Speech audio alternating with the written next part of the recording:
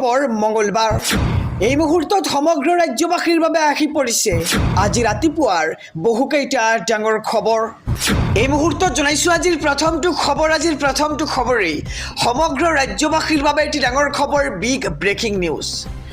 জুবিন গাৰ্গৰ মৃত্যুৰ ন্যায় বিচাৰি সকলোৱে নিজৰ ছ'চিয়েল মিডিয়াত ব্যৱহাৰ কৰিছে #জাষ্টিছ ফৰ জুবিন গাৰ্গ, আৰু এই #জাষ্টিছ ফৰ জুবিন গাৰ্গ এতিয়া 3 মিলিয়নৰ দিশে আগবাঢ়িছে, কিন্তু এতিয়ালৈকে ন্যায় পোৱা নাই জুবিন গাৰ্গে। এই মুহূৰ্তৰ খবৰ জনাইছো এক ডাঙৰ খবৰ। এবাৰ ছিংগাপুৰত SIT হোটেল ইয়ট সকলোতে চলিব অনুসন্ধান। এই মুহূৰ্তৰ খবৰ জনাইছো এক ডাঙৰ খবৰ, অৱশেষত অসমৰ পৰা ছিংগাপুৰ পালেগৈ SITৰ দল। জুবিন গাৰ্গৰ ৰহস্যজনক মৃত্যুৰ তদন্তত আন এক অগ্ৰগতি দেখিবলৈ পোৱা গৈছে।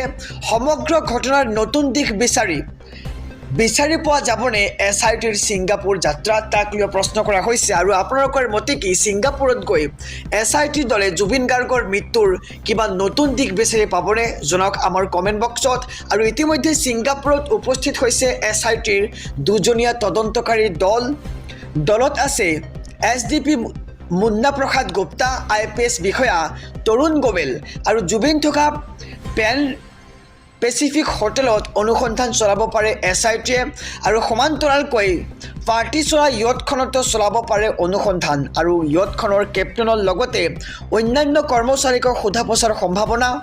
আৰু ইতিমধ্যে তদন্তৰ বাবে অনুমতি প্ৰদান কৰিছে ছিংগাপুৰ আৰক্ষীয়ে, আৰু দুয়োখন ৰাষ্ট্ৰৰ মাজত থকা পূৰ্বৰে পৰা থকা চুক্তি অনুসৰি চলিব তদন্ত। আৰু ছিংগাপুৰৰ পৰা উভতি অহাৰ পিছতে সংবাদ মাধ্যমক জনোৱা হ'ব সবিশেষ। এই মুহূৰ্তৰ খবৰ জনাইছো, অৱশেষত অসমৰ পৰা ছিংগাপুৰ পালেগৈ SITৰ দুজনীয়া দল, আৰু জুবিন গাৰ্গৰ ৰহস্যজনক মৃত্যুৰ তদন্তৰ আন এক অগ্ৰগতি দেখিবলৈ পোৱা গৈছে। আৰু আপোনালোকৰ মতে ছিংগাপুৰলৈ গৈ SITয়ে কিবা তথ্য লাভ কৰিবনে? জনাওক আমাৰ কমেণ্ট বক্সত। আৰু সমগ্ৰ ঘটনাৰ নতুন দিশ বিচাৰি পোৱা যাবনে SITৰ ছিংগাপুৰ যাত্ৰাত, তাক লৈ প্ৰশ্ন কৰা হৈছে। আৰু জুবিন গাৰ্গে যাতে অতি সোনকালে ন্যায় পায় তাৰ বাবে সকলোৱে কমেণ্ট বক্সত লিখক #জাষ্টিছ ফৰ জুবিন গাৰ্গ। আৰু ইতিমধ্যে ছিংগাপুৰত উপস্থিত হৈছে SITৰ দুজনীয়া তদন্তকাৰী দল, আৰু অসমলৈ আহি সংবাদ মাধ্যমৰ আগত সকলো কথা বিৱৰি ক'ব SITত থকা এই মুহূৰ্তত জনাইছো আজিৰ দ্বিতীয় নম্বৰ খবৰটো ৰাজনৈতিক প্ৰেক্ষাপটৰ এটি ডাঙৰ খবৰ। বিজেপি মন্ত্ৰী বিধায়কে মুখ বন্ধ ৰাখক, দিছপুৰত নহয় সমষ্টিত সময় দিয়ক, কঠোৰ নিৰ্দেশ ৰাজ্যৰ মুখ্যমন্ত্ৰী ডক্টৰ হিমন্ত বিশ্ব শৰ্মাৰ।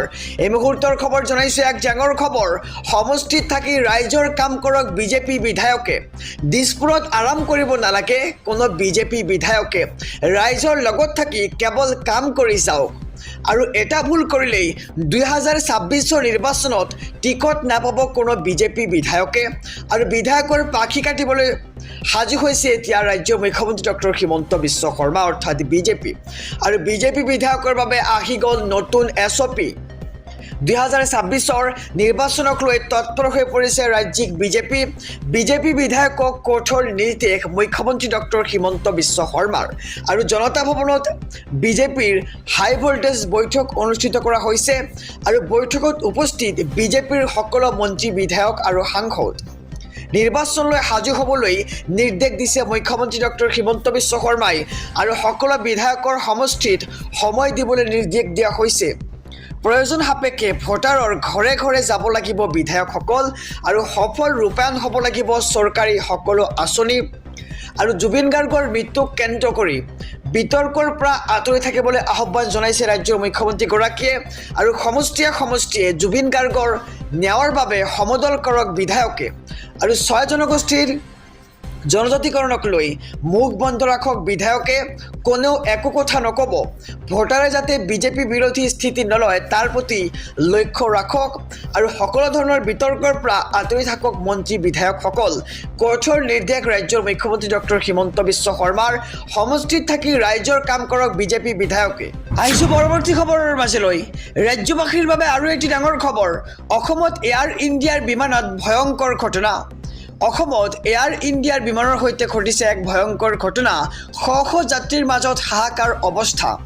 দিল্লীৰ পৰা ডিব্ৰুগড়লৈ আহিছিল যাত্ৰীবাহী বিমানখন, আৰু মাজ আকাশতে যান্ত্ৰিক বিজুতি এয়াৰ ইণ্ডিয়াৰ বিমানখনত আৰু ডিব্ৰুগড়ত অৱতৰণ কৰিব নোৱাৰি গুৱাহাটী পালেহি বিমানখন আৰু গুৱাহাটী বিমানবন্দৰত জৰুৰী অৱতৰণ কৰিছে সেই এয়াৰ ইণ্ডিয়াৰ বিমানখনে আৰু গুৱাহাটী বিমানবন্দৰত মেৰামতি কৰি পুনৰ ডিব্ৰুগড়ত অৱতৰণ কৰিছে সেই বিমানখন আৰু অসমত এয়াৰ ইণ্ডিয়াৰ বিমানত ভয়ংকৰ ঘটনাৰ খবৰ আহি পৰিছে। শ শ